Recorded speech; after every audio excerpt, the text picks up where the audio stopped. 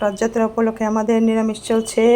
তো আজকে একটু পোলাও হয়ে গেল, নিরামিষ পোলাও।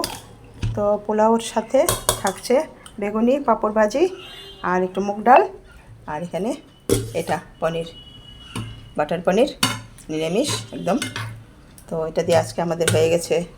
তো ওকে খাবার দিয়ে দিলাম, খাবার স্টার্ট করে দিল।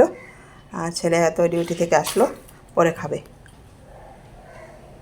আর স্যালাড তো সবসময় থাকবে, ফ্রুটও থাকবে খাবার শেষে, একটু ডাল, মুগ ডাল।